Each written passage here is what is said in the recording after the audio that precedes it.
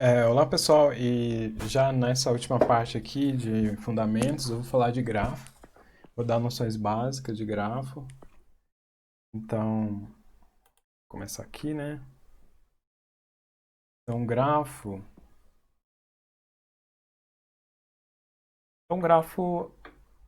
né?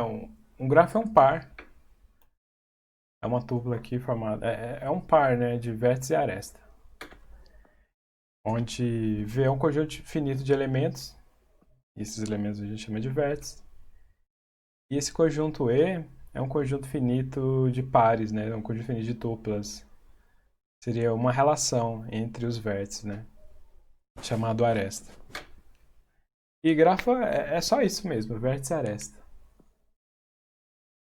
Acabou a aula, a grafo é só isso.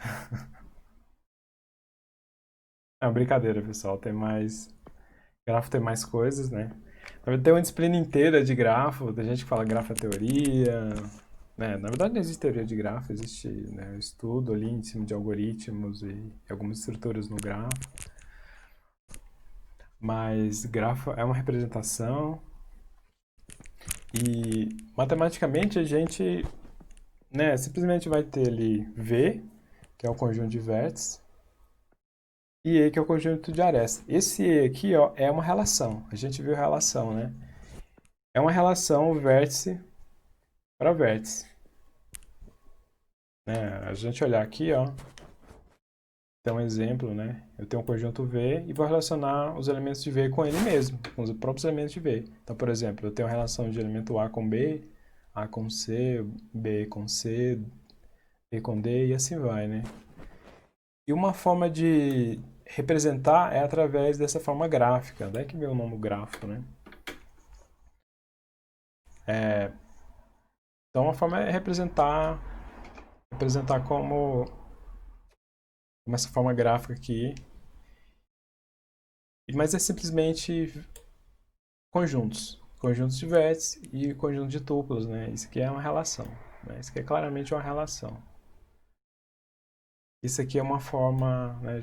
É a representação formal de um grafo. Então dado uma aresta, né? Uma aresta é um par, é uma tupla AB. Dizemos que o vértice A e B são os extremos das arestas. E, né? E é o nome da aresta. E que A e B são os vértices adjacentes, né? Então eu vou falar que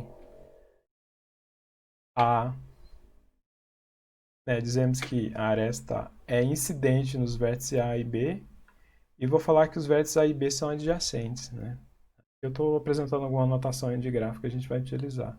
Então, a aresta E, ela é incidente nos vértices A e B, e A e B são vértices adjacentes, né? Alguns autores falam que são vértices vizinhos. Um grafo simples é um grafo que não possui laço ou aresta múltipla, né? Um laço é uma aresta com extremos idênticos. Então vejam só, isso aqui é um laço, né? É uma relação entre C com C. É uma aresta ligando o próprio elemento do vértice. Já aresta múltipla são as relações repetidas, né? Eu tenho várias tuplas ligando os diferentes vértices. Note que um grafo simples não possui laço, não possui isso aqui, e também não possui aresta múltipla.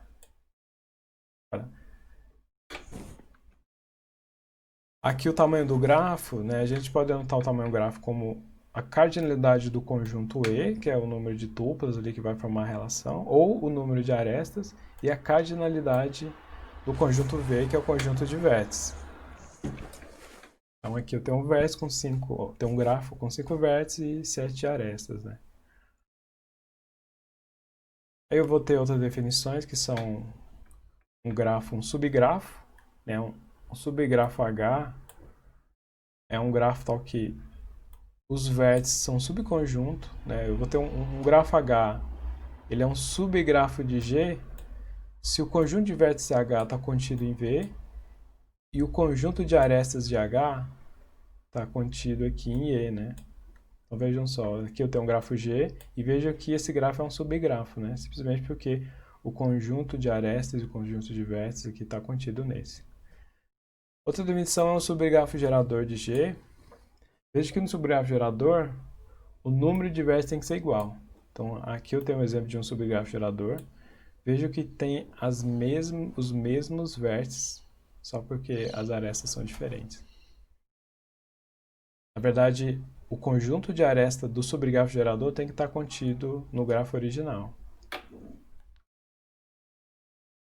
O grau do vértice o grau de um vértice V, denotado muitas vezes por D de V, é o número de arestas incidentes a V. Né? Então, por exemplo, eu tenho o vértice A e o número de arestas adjacentes a é o grau. Então, tenho o vértice A, tem duas arestas em A. C aqui eu tenho uma, duas, três, quatro. E o laço eu conto duas, né? 5, 6. O vértice B eu tenho uma, duas, três. Né? Tenho três arestas incidentes. Aqui eu tenho o lema do handshake, né? Se eu ver se a somatório do grau dos vértices é duas vezes o número de arestas, né? É fácil a gente ver isso, né? Porque para cada vértice aqui eu conto uma aresta incidente, só que para o outro vértice essa mesma aresta também eu conto, né? Então eu tenho essa aresta aqui, vejo que ela incide em 1, 2. Né? Então eu conto duas vezes para cada aresta a somatória do grau. Outra definição interessante é o caminho, né, o caminho do grafo, né, dado, eu vou ter um caminho V, né, eu vou mostrar a figura aqui. O caminho no grafo é simplesmente essa sequência finita e não vazia, onde eu alterno entre vértice e aresta. Então eu posso, um caminho aqui seria V0, aresta 1, aresta B, né, que aqui eu chamei de V1, essa aresta aqui, D, é 3, C, é 4, B, é 5 e termina em D aqui, por exemplo. Né? Então seria a sequência entre aresta, vértice, onde eu formo um caminho que eu consigo percorrer o grafo. O grafo simples e ciclos, né? Então um caminho simples é um caminho onde não há repetição de vértices. Por exemplo, ó, aqui eu parti, segui esse caminho, fiz esse caminho aqui e vejo que eu não estou repetindo os vértices, né? Já um ciclo, ó, é um caminho que eu vou fazendo a sequência entre vértices e arestas e chega um momento onde eu vou repetir, vou repetir os vértices. Então esse aqui é um caminho simples, esse aqui é um ciclo num grafo. E um grafo conexo, a gente fala que é conexo se para cada par de vértices o IV existe um caminho. Então, por exemplo, aqui é um grafo conexo. Então, para cada par de vértices, eu pegar esse vértice aqui e esse vértice E, né, pegar A e E, existe um caminho aqui, por exemplo, né, saindo de A para E, né? Existem vários caminhos onde eu posso de A para E. Agora, isso aqui tudo forma um grafo, mas isso aqui é um grafo não conexo. Então, por exemplo, se eu pegar o vértice B e para chegar em F, não existe um caminho saindo de B que chegue em F. Se eu tiver isso, então o grafo é desconexo. Uma árvore é um grafo, só porque é um grafo que tem algumas propriedades especiais. Então o grafo G ele é uma árvore se é conexa e não possui ciclo. Então isso é interessante, né? Que eu tenho uma árvore e vejo que eu não tenho ciclo, né? Eu não consigo fazer um caminho fechado aqui nesse grafo. E outras propriedades, né? No grafo, o grafo G, ele é uma árvore se possui exatamente o número de vértices menos 1, arestas. O grafo G vai ser uma árvore se ele é conexo e a remoção de qualquer aresta desconecta o grafo. Então, se eu remover essa aresta, o que eu vou ter? Eu vou ter esse componente, esse outro componente aqui desconexo. Então, se eu remover qualquer aresta, eu deixo o grafo desconexo. E outra propriedade de árvore também é que para todo par de aresta UV, né, suponha que eu tenho esse par de aresta A e E, existe só um caminho partindo de A para eu chegar em E. Né? Existe só um caminho. Então, isso tudo são propriedades que definem árvores, que é um grafo especial. Então, algumas denominações de grafo. Floresta é um grafo acíclico, né? Mas não precisa ser conexo. Então, eu posso ter várias árvores ali e isso vai formar uma floresta, né? Cada componente desse grafo vai ser uma árvore. Um grafo completo é um grafo que para todo par de vértices U e V sempre vai existir uma aresta, né? Eu poderia ter assim um grafo dessa forma aqui. E eu tenho que ligar todo mundo, né? Vejam só, se tiver outros vértices, eu teria que ligar todo mundo. Então vejo para todo vértice existe uma aresta ligando. Então esse aqui é um grafo completo.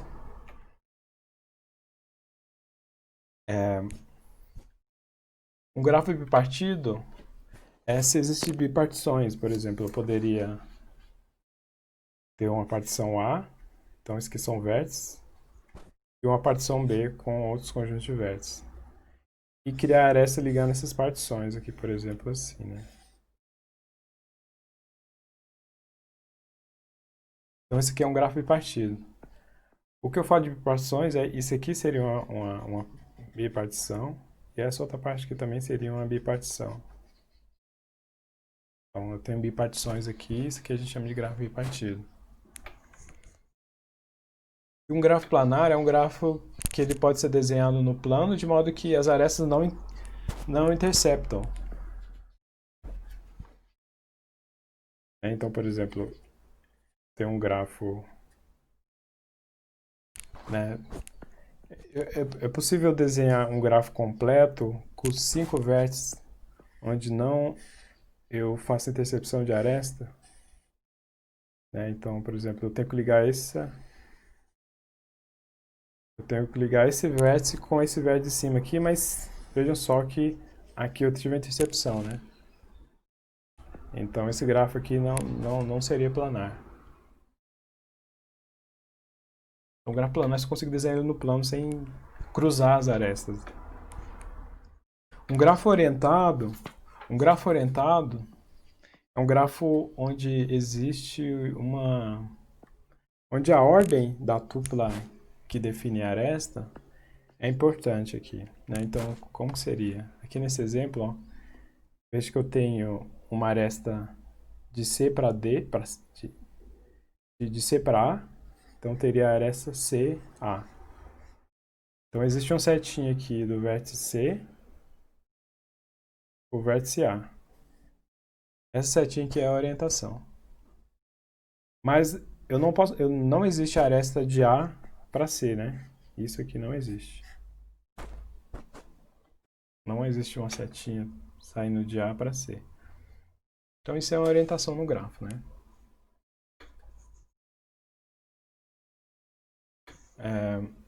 Às vezes, para enfatizar, dizemos que grafo não orientado, em vez de simplesmente falar grafo, né? Ainda de grafo orientado, o grafo orientado a gente vai ter o grau de saída e o grau de entrada. Então, por exemplo, eu tenho um vértice V aqui. Quando sai várias arestas, eu conto as arestas que estão saindo, então isso aqui vai ser o grau de saída. E as arestas que estão entrando é o grau de entrada no grafo orientado, né?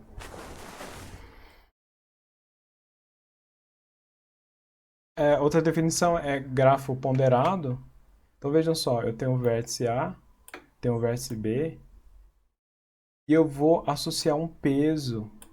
Vejam só, em cada aresta eu tenho um valor aqui, e esse valor é o peso nas arestas.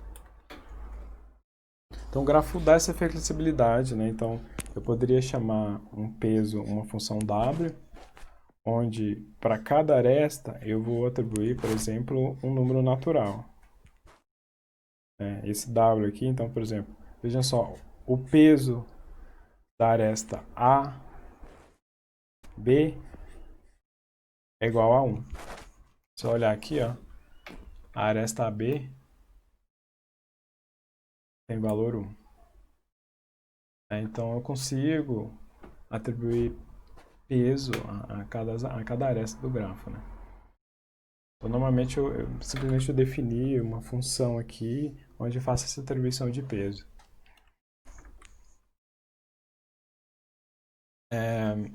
A nossa disciplina, a gente vai trabalhar com algoritmo mais né, mais no final, quando a gente for estudar mais a parte de complexidade e vários problemas interessantes são problemas que são aplicados em grafo, né, algoritmo aplicado em grafo.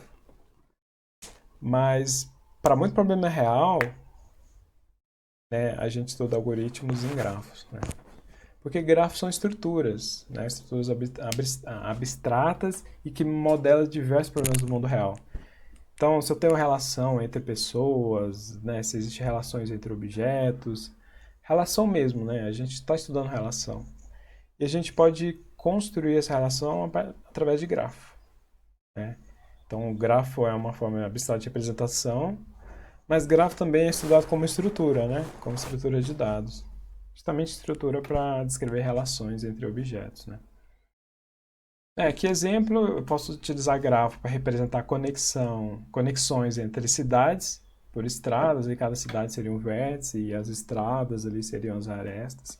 Ou rede de computadores, né? Tem vários computadores ali, no caso os computadores são vértices, e a conexão entre esses computadores são as arestas, ou poderia ter também, né, várias páginas web, e o link ali de uma página para outra seria a aresta, né? Então, o interesse de estudar algoritmos para problemas em grafos é conhecer um algoritmo para um determinado problema, né? E esse problema é representado através da estrutura de grafo. Aqui a gente vai estudar grafo como estrutura para representar problema, mas também, quando a gente vê autômato, vai ser uma forma de desenhar, né? De passar em forma gráfica um autômato, por exemplo. A gente pode usar uma estrutura de grafo.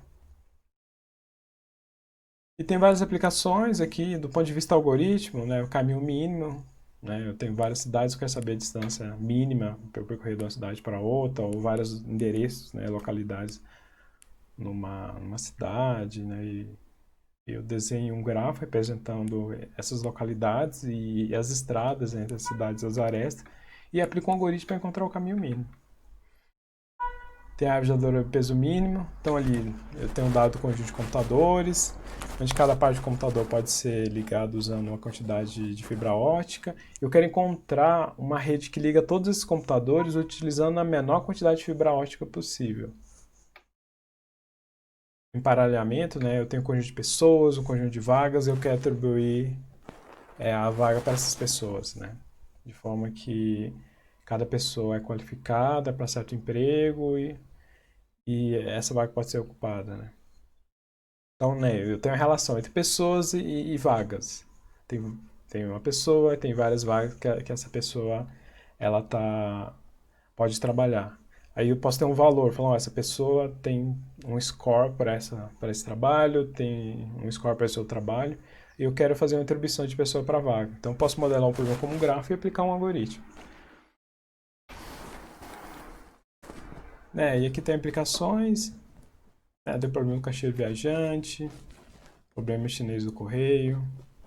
Isso aqui tudo é, a gente vai ver mais para frente, mas, por exemplo, um problema clássico, computação, um problema caixeiro viajante, é que eu tenho um conjunto de cidades, eu quero encontrar um passeio que está na cidade e passa por todas as outras cidades e volta para a cidade que eu iniciei.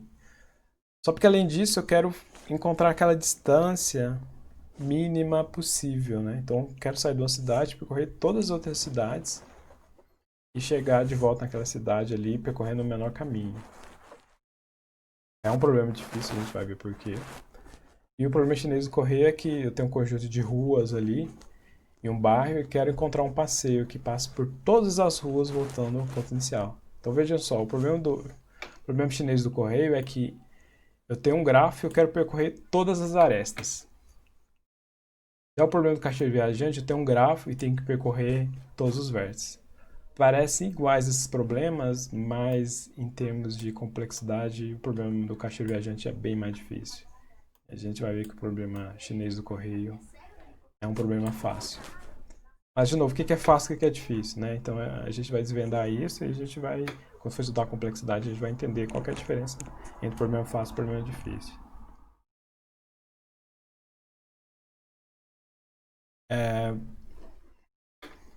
tem muito mais coisa para a gente falar de gráfico, tem uma disciplina inteira para isso, mas eu só queria dar essa base, apresentar alguns conceitos, alguma anotação, Então é isso, pessoal. Até mais.